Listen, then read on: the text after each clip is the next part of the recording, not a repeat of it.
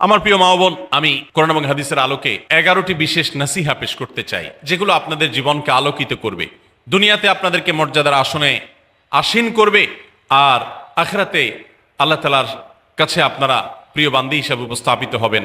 আল্লাহর কাছে আল্লাহর প্রিয় বান্দী হিসাবে উপস্থাপিত হয়ে জান্নাত লাভ করতে পারবেন। এরকম 11টি পরামর্শ বা নাসিহা আপনাদের প্রতি আমার। নাম্বার 1, কোরআন এবং হাদিসের জ্ঞান অর্জন করা। এটা সকল পুরুষ এবং নারী সকলের জন্য ফরজ। কোরআন এবং হাদিসের জ্ঞান অর্জন করা আমাদের জন্য ফরজ।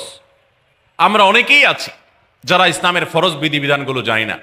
আমাদের যেগুলো অবশ্য কর্তব্য সেগুলো আমরা অনেকে জানি না, শুধু নামে মুসলমান। গতানুগতিক কিছু কাজ করি, হাতে গোনা কিছু ইসলামের নামে কাজ করি, বাস মনে করেছি আমি মুসলমান হয়েছি। আপনাকে ঈমান সম্পর্কে জানতে হবে। আপনার ঈমান কিভাবে আনতে হবে, কি কোন কোন বিষয়ের প্রতি বিশ্বাস থাকতে হবে, কি বিশ্বাস থাকতে হবে, আল্লাহ সম্পর্কে বিশ্বাস থাকতে হবে। ঈমান সম্পর্কে অনেক ভুল ধারণা আমাদের আছে। আমরা আল্লাহ সম্পর্কে বিস্তারিত জানি না, আখিরাত সম্পর্কে জানি না, নবী রাসূল সম্পর্কে জানি না। এগুলো সম্পর্কে সঠিক জ্ঞান অর্জন করতে হবে।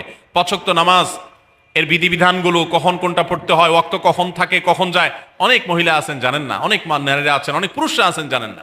তো এগুলো জানতে হবে।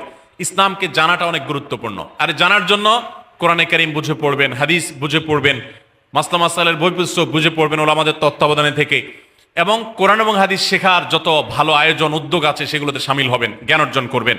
এটা ইসলামের গুরুত্বপূর্ণ একটা ব্যাপার।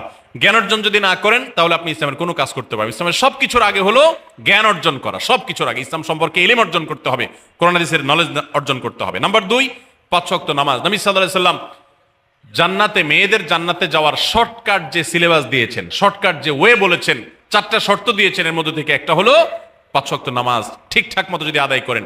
অনেক মহিলারা আছেন জোহরের নামাজ আসরের সময় গিয়ে আদায় করেন, আসরের কাছাকাছি আদায় করেন, কারণ গৃহস্থলী কাজে ব্যস্ত থাকেন, রান্না বাড়ার কাজে ব্যস্ত থাকেন, গা গোসল নিয়ে ব্যস্ত থাকেন। করছি করে এই রান্না বাড়া করা, সবাইকে খাবার দাবার দেওয়া, ছেলে মেয়েকে খাবার দাবার দেওয়া, ঘর ইত্যাদি মোছা ধোয়া, এগুলো করতে করতে, নিজের গোসল টোসল করতে করতে 3টা 3:30 বেজে যায়। অনেক সময় আসরের ওয়াক্তের কাছাকাছি গিয়ে তারপর জোহরের নামাজ আদায় করেন। খুবই গর্হিত একটা কাজ। আমার মা বোনরা সতর্ক থাকবেন এ ব্যাপারে, যে নামাজ সময় মতো আদায় করতে হবে। শয়তান আপনাদেরকে একটা ভুল কথা বলে ধোঁকা দেয়, সেটা হলো যে আমি রান্না বাড়া করছি যে পোশাকে, এই পোশাকে কিভাবে নামাজ পড়বো, তাহলে আমি গোসল টোসল করে একটা নামাজ পড়বো। আর গোসল তো আর সহজে করা হয় না। রান্না বাড়ার পরে সবাই বাড়ায় খাওয়াই দেওয়া, এরপরে ঘর দুয়ার পরিষ্কার করা, এরপরে সব কাজ শেষে গোসল করা, তারপরে গোসল করে এসে নামাজ পড়া, এসব করতে করতে শয়তান আপনার নামাজটা অনেক পিছায়া দেয়। মনে রাখবেন, আপনি যে পোশাকে কাজ করতেছেন ওই পোশাকে যদি দুর্গন্ধ না থাকে, খারাপ না থাকে, ভালো পোশাক হয়, তো ওই পোশাকে আপনি নামাজ পড়তে পারবেন। দুর্গন্ধ থাকলেও শরীরকে ফ্রেশ করার ব্যবস্থা আছে, আপনি ফ্রেশ করে আপনি নামাজে দাঁড়ায় যাবেন। এরপর নামাজ পড়ে বাকি কাজ করবেন। কাজকে বলবেন না যে নামাজকে বলবেন না যে আমার অনেক কাজ আছে, এগুলো শেষ করে নামাজ পড়বো। শয়তান আমাদেরকে ধোঁকা দেয়। এই জন্য মা বোনরা 5 ওয়াক্ত নামাজ সময় মতো আদায় করবেন, ঠিকঠাক মতো আদায় করবেন। অনেক মা বোনরা আপনারা নামাজ পড়েন, নামাজ হয় না। বাংলাদেশে বেশিরভাগ মহিলাদের, নারীদের মধ্যে একটা ভুল আছে নামাজ প্রসঙ্গে, সেটা হলো যে নামাজের মধ্যে সতরটা ভালো করে ঢাকেন না। সতর কি?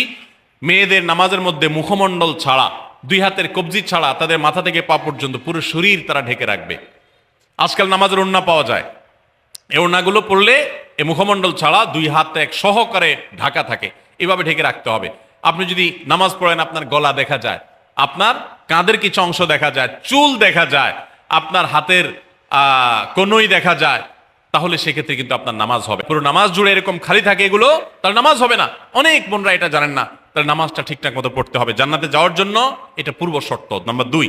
নাম্বার 3, রমজান মাসে রোজা রাখা। রোজা রাখার ক্ষেত্রে আলহামদুলিল্লাহ মা বোনরা রাখেন সাধারণত, কিন্তু রোজা রেখে গীবত, মিথ্যা, শেকায়েত, মানুষের পিছনে সমালোচনা করা, এগুলো করলে গীবত নষ্ট হয়ে যায়। মুখ খারাপ করা, গীবত, এগুলো করলে রমজান নষ্ট হয়ে যায়, রোজা নষ্ট হয়ে যায়। এগুলো করা যাবে না, এগুলোতে বেঁচে থাকতে হবে।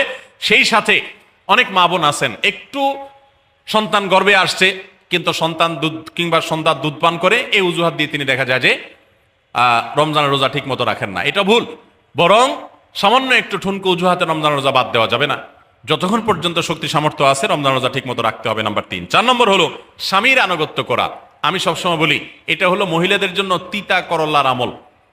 তিতা করল্লা দিয়ে জুস বানায় খাওয়ানো, এটা যেরকম কষ্টের কাজ মানুষের জন্য, ঠিক একইভাবে মহিলাদের জন্য স্বামীর কথা শোনাটা এরকম কষ্টের কাজ। অনেক মহিলা আছে নামাজ পড়তে রাজি আছি, রোজা রাখতে রাজি আছি, তাসবিহ তাহলিল করতে রাজি আছি, কোরআন পড়তে রাজি আছি, মগর পুরুষের স্বামীর কথা শুনবো না। কেন তার কথা শুনবো কেন? আমি কি কম বুঝি? এই মানসিকতা আজ পশ্চিমা অপসংস্কৃতির যে ছোঁয়া আমাদের সমাজে এসেছে, লেগেছে, এটার কারণে আমাদের মা বোনদের মধ্যে তৈরি হয়েছে। এটা কখনো আমাদেরকে সুখী করতে পারে না। একটা ছোট মুদি দোকানেও একজনকে দায়িত্বশীল মানতে হয়, একজন মালিক হয়, আরেকজন অধীনস্থ হয়, একজন ম্যানেজার হয়, আরেকজন তার কর্মী হয়। এতটুক চেইন অফ কমান্ড যদি ঠিক না থাকে, তাহলে একটা ছোট দোকানও সুশৃঙ্খল ভাবে চলতে পারে না, সেটাও বিশৃঙ্খল হয়ে যাবে। তাহলে একটা সংসার, একটা পরিবারে একজনকে মুরব্বী না মানলে কিভাবে সেটা চলতে পারে? অবশ্যই একজন নারী তার স্বামীকে অভিভাবক মানবেন, মুরব্বী মানবেন, তাকে মেনে চলবেন। শুধু ইসলামই বলে নেই, পশ্চিমা দুনিয়ার মানুষরাও স্বীকার করে। সাবেক মার্কিন প্রেসিডেন্ট বারাক ওবামার একটা আত্মজীবনীমূলক লেখা ধারাবাহিকভাবে বাংলাদেশে একটি জাতীয় গণমাধ্যমে প্রকাশ হয়েছে অনেক বছর আগে, আমি পড়েছি। সেখানে তিনি পরিষ্কার করে বলেছেন যে আমার দাদি নানিরা পারিবারিক জীবনে যতটা সুখী ছিল, এখন আমাদের স্ত্রী, আমাদের মেয়েরা ততটা সুখী না। অথচ তাদের তাদের এত বেশি শাড়ি চুড়ি, এত বেশি সাজগোজ, এত বেশি সুখ সমৃদ্ধির উপকরণ ছিল না আজকের মেয়েদের যতটা আছে। পারিবারিক শান্তি তখন যতটা ছিল, এখন তার ধারে কাছেও নেই। এর অন্যতম কারণ হলো এটি যে আমরা পশ্চিমা অপসংস্কৃতির ছোঁয়ায় পড়ে শয়তান আমাদেরকে অতিরিক্ত স্বাধীনতার নাম দিয়া আমাদেরকে বলগাহীন স্বাধীনতার পথে নিয়ে গেছে, যেটা আমাদের ধ্বংস ডেকে এনেছে। এজন্য একজন গার্ডিয়ান, একজন অভিভাবক পরিবারে থাকতে হবে, তাকে মানতে হবে। আপনি নারী হিসাবে আপনার স্বামীটাকে যদি মনে হয় একটু বোকা কিসিমের, সে বুঝে না, আপনি অবশ্যই ডেফিনেটলি আপনি তাকে বুঝাবেন, আপনি তাকে আপনার মতামত বলবেন, তারও কর্তব্য আপনার মতামত গ্রহণ করা। কিন্তু এর মানে এই না যে আপনি তাকে ডিনাই করবেন, পাত্তা দিবেন না, অবজ্ঞা করবেন, তার কাছে জিজ্ঞেস করা ছাড়া যেদিক সেদিক যাবেন, যা খুশি তা করবেন, এটা উচিত না। আপনার জান্নাতে যাওয়ার প্রয়োজনে ওই যে তিতা করল্লা বলেছি, সে যদি কোনো দিক থেকে তাকে মানতে আপনার কষ্ট হয়, আপনার থেকে সে পিছিয়ে আসে বুদ্ধিতে জ্ঞানে, তারপরে একটু কষ্ট করে ঢোক গিলেন, একটু কষ্ট করে সবর করেন, শুধুমাত্র জান্নাতের আশায় আল্লাহ তাআলা আপনাকে মর্যাদা দিবেন, দুনিয়াতে বড় করবেন, আখিরাতে বড় করবেন। অনেক সময় দেখা যায় পুরুষতান্ত্রিক সমাজে আমাদের দেশে দেখা যায় যে পুরুষদের নানা অনাচারে মেয়েরা অতিষ্ঠ হয়। একটু সবর করেন, সন্তান সন্ততি বড় হবে, তখন আর পুরুষের এই সমস্ত জুলুম থাকবে না, পুরুষ তখন দৌড়ের উপরে থাকবে। এই বাস্তবতা আমরা প্রত্যেকটা মানুষ উপলব্ধি করার কথা। অতএব মেয়েদের, মুসলিম নারীদের অত্যন্ত গুরুত্বপূর্ণ আরেকটি বিষয় হলো 4 নম্বর যেটি বললাম, স্বামীর আনুগত্য করা। যতটুকু সম্ভব তার সর্বোচ্চ আনুগত্য করার চেষ্টা করতে হবে, যতক্ষণ তিনি কোরআন হাদিসের কথা বলেন। স্বামী যদি কোনো অন্যায় কথা করতে বলেন, তাহলে তখন আর তার কোনো কথা শোনা যাবে না। নাম্বার 5, একজন মুসলিম নারীর জন্য তার ইজ্জতের হেফাজত অত্যন্ত গুরুত্বপূর্ণ ব্যাপার। এমন একটা সমাজে আমরা বসবাস করতেছি, পাঠ্য বইয়ে শিক্ষার নামে আমাদের সন্তানদের চরিত্র নষ্ট করে দেওয়া হচ্ছে, বিবাহ বহির্ভূত সম্পর্ক করতে তাদেরকে উস্কানি দেওয়া হচ্ছে, শিক্ষার নামে কুশিক্ষা দেওয়া হচ্ছে, যার কারণে আমার সন্তান নষ্ট হয়ে যাচ্ছে। এই জন্য আমি বলি, এমন যুবক, এমন যুবতী আজকাল সোনার হরিণ হয়ে গেছে। হাজারে 2-4-10 জন যুবক পাওয়া যাবে কিনা সন্দেহ, যেই যুবক বুকে হাত রেখে বুক টান টান করে আল্লাহর শুকরিয়া আদায় করে বলতে পারবে তার যৌবনে কোনো হারাম স্পর্শ সে করে নাই, কোনো হারামের কাছে সে যায় নাই, তার চরিত্রকে সে হেফাজত করেছে, কোনো গুনাহে সে লিপ্ত হয় নাই, এরকম কথা বলার মতো যুবক খুব বেশি নাই আমাদের সমাজে। ধ্বংস করে ফেলা হয়েছে বিনোদনের নামে, শিক্ষার নামে, নানা নামে। এগুলো আমাদের দেশের সংস্কৃতি ছিল না। এদেশের মুসলমান তো বটে, এদেশের হিন্দুরাও পারিবারিক এই বন্ধনের মধ্যে থেকে তারা তাদের চরিত্রকে হেফাজত করে, বৈবাহিক সম্পর্ক ছাড়া কোন প্রকার সম্পর্কের মাধ্যমে তাদের যৌন আকাঙ্ক্ষাকে মেটায় না। এটা এদেশের মাটির, এদেশের কালচার, এদেশের মানুষের কালচার, এদেশের সকল ধরনের মানুষের কালচার, কিন্তু এদেশের সেই সংস্কৃতিকে ধ্বংস করে দেওয়া হচ্ছে ছোট ছোট বাচ্চাদের বইয়ে এই বিবাহ বহির্ভূত সম্পর্কের কথা বলে। এই জন্য সচ্চরিত্র এখন সোনার হরিণ হয়ে গেছে। নবী সাল্লাল্লাহু আলাইহি ওয়াসাল্লাম বলেছেন, মাইয়াজমান লি মা বাইনা লিহিয়াইহি ওয়া মা বাইনা রিজলাইহি আদমান লাহুল জান্নাহ।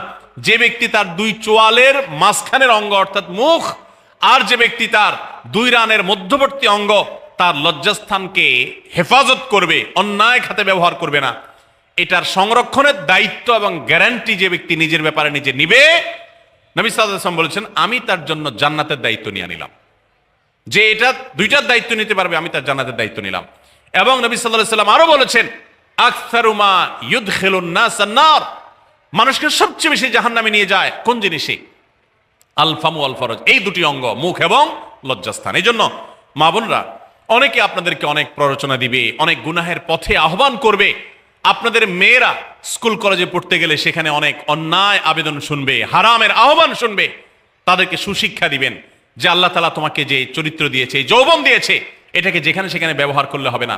কিয়ামতের ময়দানে যুবকদেরকে আলাদা করে জিজ্ঞাসা করা হবে, তোমার যৌবনকালে কি করছো সেটা বলো, বুড়া বয়সে এসে কি করছো এটা ইম্পর্টেন্ট না, যৌবনকালে কি করে আসছো সেটার হিসাব দাও।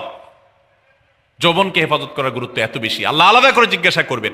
এই জন্য মা বোনদের কর্তব্য তাদের মেয়েদেরকে, ছেলেদেরকে অসৎ চরিত্রতা থেকে হেফাজত করবেন, সংরক্ষণ করবেন, তাদেরকে বুঝাবেন, তাদেরকে সেভাবে বড় করবেন যে বিয়ে শাদীর মাধ্যমে, সাংসারিক জীবনের মাধ্যমে তোমরা তোমাদের এই জীবনকে তোমরা উপভোগ করবে। আল্লাহ তাআলা তোমাদের জন্য যে নেয়ামত রেখেছেন সেই নেয়ামত তোমরা পাবে, কিন্তু অবৈধ উপায়ে কখনো তোমরা সেদিকে পা বাড়াবে না। যারা বাড়ায় তাদের দুনিয়াতেই ধ্বংস হয়, আখিরাত তো আছেই।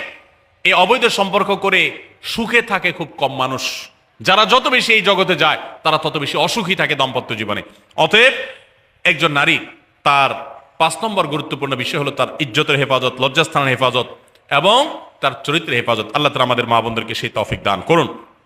অনেক সময় দেখা যায় যে সবই ঠিক আছে, আপনি সোশ্যাল মিডিয়াতে পুরুষের ছবি দেখে, ভিডিও দেখে আপনি হারাম আনন্দ পাচ্ছেন।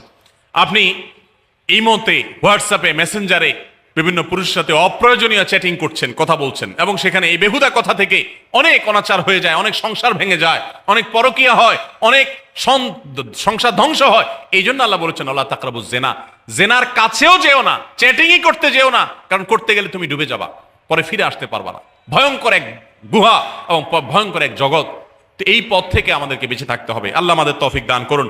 নাম্বার 6, মা বোনদের জন্য গুরুত্বপূর্ণ বিষয় হলো সন্তানদের লালন পালন করা। আপনি বাজার থেকে 2-4 কেজি আম কিনে খাইছেন, এটাতে আপনি যতটা সুখী হতে পারবেন